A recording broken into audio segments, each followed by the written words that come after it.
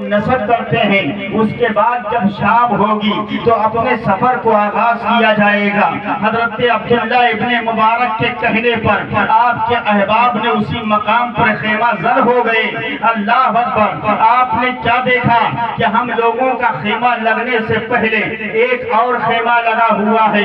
حضرت عبداللہ ابن مبارک کا خیمہ نصب کیا گیا، آپ کے احباب کا خیمہ نصب ہو گیا۔ اس کے بعد سارے لوگ اندر چلے گئے۔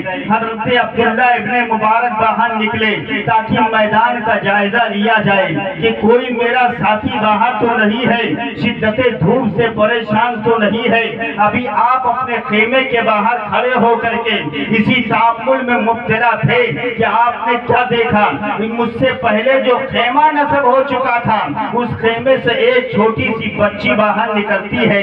شدت دھوپ کو برداشت نہ کر کے ایک پرندہ زمین پر گرا اور وہ مر گیا۔ ایک بچی اسی خیمے سے باہر نکلتی ہے اور نکلنے کے بعد اس پرندے کو، مرے ہوئے پرندے کو اپنے دامن میں رکھتی ہے اور اپنے خیمے کی طرف واپس جانے لگتی ہے۔ حضرت عبداللہ ابن مبارک نے جب یہ منظر دیکھا تو اپنے آپ کو مخاطب کیا عبداللہ ابن مبارک نے، عبداللہ سوچتے کیا ہو، آخر اس بچی کو آواز دے کر کے بلاؤ تو صحیح، آخر اس نے مردار پرندے کو اپنے دامن میں رکھا کیوں، اور رکھنے کے بعد وہ اپنے خیمے کی طرف جا کیوں رہی ہے۔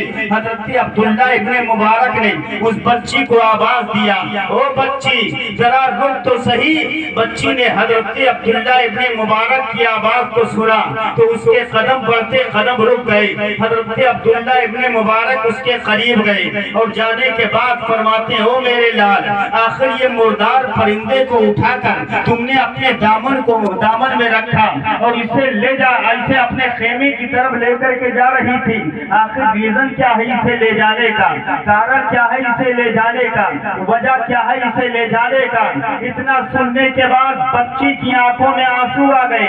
حضرت عبداللہ ابن مبارک نے فرمایا، آخر بیٹا رونے کی وجہ کیا ہے؟ اس نے کہا، او آنے والے مسافر، آج تک کسی نے اس طرح سے مجھ سے سوال نہیں کیا۔ جتنے لوگ بھی آئے میرا روداد غم سن کر کے چلے گئے، جتنے لوگ آئے میری پریشانیوں کی کہانی اور قصہ سن کر کے چلے گئے۔ پہلے آدمی ہو جو محبت و الفت کے ساتھ مجھ سے پوچھ رہے ہو تو سن لو، میں ایک یتیم بچی ہوں، میرے سر سے میرے باپ کا سایہ اٹھ چکا ہے، میری ماں بیوہ ہو چکی ہے، میری ماں کی گود میں ایک چھوٹا سا بچہ ہے، دودھ مہا شہزادہ بھی موجود ہے۔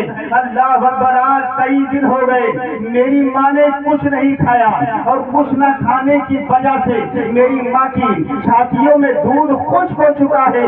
میں نے اسی پرندے کو اس لیے اٹھایا ہے تاکہ اپنی ماں کو لے جا کر کھلائے اور اس کی وجہ سے میری ماں کی چھاتیوں میں دودھ آ جائے اور میرا بھائی جو بھوک کی وجہ سے بھڑک رہا ہے اسے تسکین و اطمینان مل جائے دودھ پینے کے بعد۔ اللہ اکبر! حضرت عبداللہ ابن مبارک نے فرمایا، کیا تمہیں پتہ نہیں ہے کہ شریعت اسلامیہ نے مردار کھانے سے منع کیا ہے؟ کہا، میرے آقا مجھے پتہ تو ضرور ہے لیکن جان بچانے کے لیے قدر ضرورت مردار کھانے کی اجازت شریعت دیتی ہے۔ اتنا سننے کے بعد فرماتے ہیں، مجھے اپنے خیمے میں لے کر کے چلو۔ حضرت عبداللہ ابن مبارک گئے، اس عورت سے ملاقات کی، عورت نے ساری روداد سنا ڈالی، ساری کہانی سنا ڈالی۔ حضرت عبداللہ ابن مبارک اس عورت کے خیمے سے باہر نکل کر کے آئے اور آنے کے بعد اپنے دوستوں کو اکٹھا کیا۔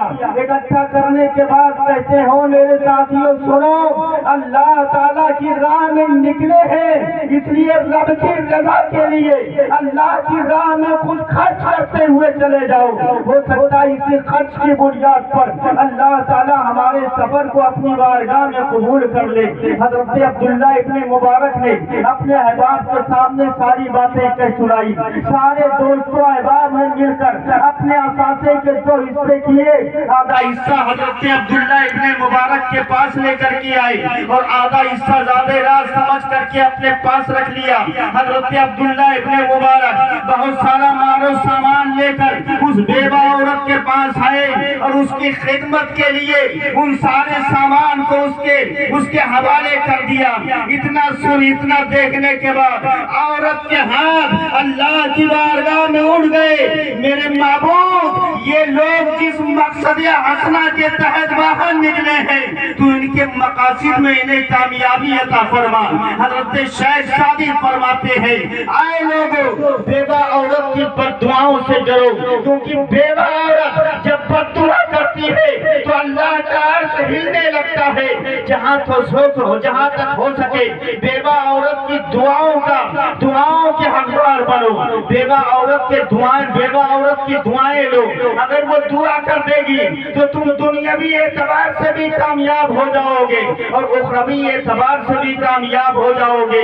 عورت نے دعا کی، ادھر حضرت عبداللہ ابن مبارک اپنے خیمے میں آ گئے، نیند کا غلبہ طاری ہوتا ہے۔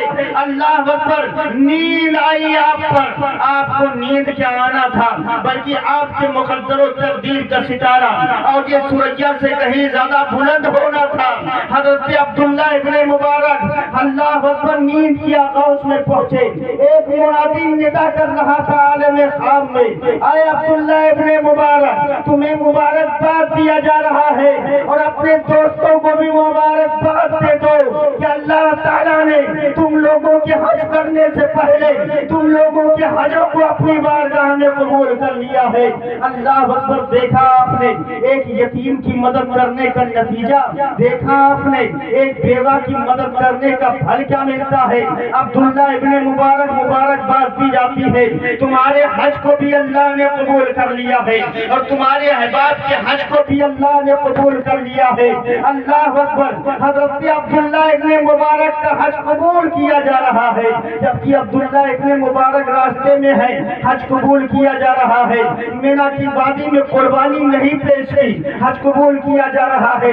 مزدلفہ کے میدان میں نہیں پہنچے، حج قبول کیا جا رہا ہے۔ میزاب رحمت کے نیچے بیٹھ کر کے اللہ کی بارگاہ میں دعائیں نہیں مانگی، حج قبول کیا جا رہا ہے۔ مقام ابراہیم پر بیٹھ کر تو رکعت نماز نہیں پڑھی، حج قبول کیا جا رہا ہے۔ حجر اسود کو بوسہ نہیں دیا، حج قبول کیا جا رہا ہے۔